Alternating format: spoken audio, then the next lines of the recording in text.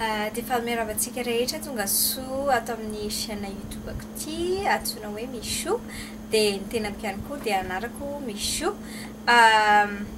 Dia fahamerantsika rehetra ihany koa tonga soa amin'ny vidéo amin'ny teny malagasy voalohany indrindra ato amin'ity chaîne ity.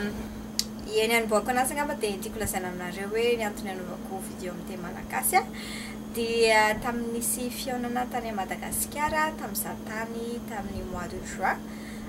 Betsaka ny olona nangataka hoe mba atao amin'ny teny malagasy ny tutoriel sasany dia izay no antony anaovako vidéo amin'ny teny malagasy.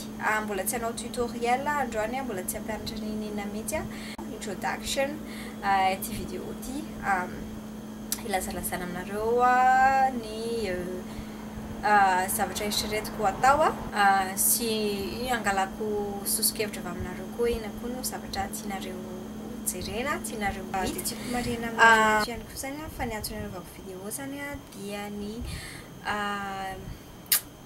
ampirisiana ny vehivavy mba aleo tena mikarakara tarehy, mikarakara vatana fa tsy dia tena hoe vente loatra akory ny zavatra ataoko eto fa fampirisiana sy fankerezana vehivavy mba aleo tena mikarakara vatana. Dia izy voalohany indrindra aloha dia isaorako be dia be nareo rehetra izay tonga tany amin'ny fihaonana izay nataoko tany Madagasikara. Un mois avant no efa nanaovana ilay annoncement dia betsabetsaka ihany nareo tonga tany. Tena misaotra be dia be anareo rehetra izay tonga zany.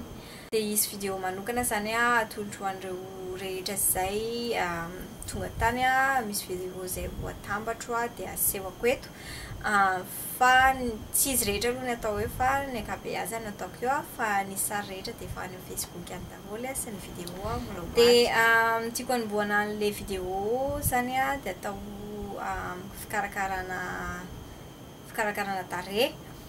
Fa raha ohatra manana sosokevitra koa nareo inona tianareo hita voalohany dia afaka mametraka commentaire ao ambany ao na mametraka commentaire any amin'ny Twitter, Facebook, Instagram mety daholo dia azontsika atao tsara daholo zany.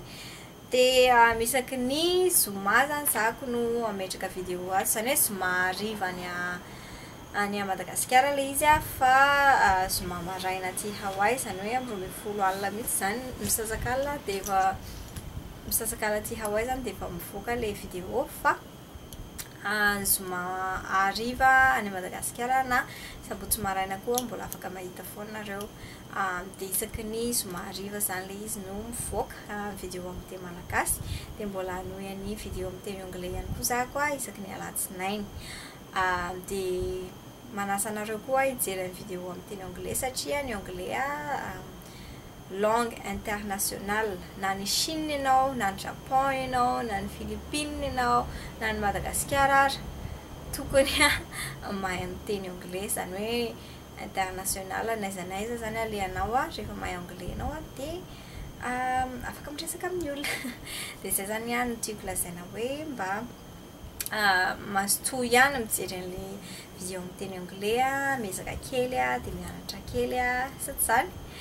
Dia izay zany aloha ny tena tiako ilazana an'ity vidéo ity isaky ny zoma amin'ny iray tolakandro any Madagasikara zany na misasak'alina aty Hawaii zany ny vidéo ny mivoaka. Dia bien sûr ao foana izy zany aloha raha ohatra ka taraiky ianao mijery anazy dia afaka mametraka commentaire sy manao demande daholo izay tianareo rehetra ho fantatra, izay tianareo rehetra hay dia soratako atao anatin'ity boky ity dia afaka atao tsara ilay izy.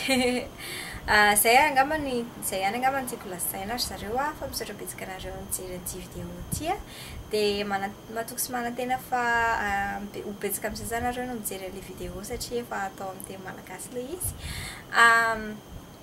Dia ny lien rehetra izay ahitanareo anako ankoatra ny YouTube apetraka ao ambany ao daholo amin'ny description.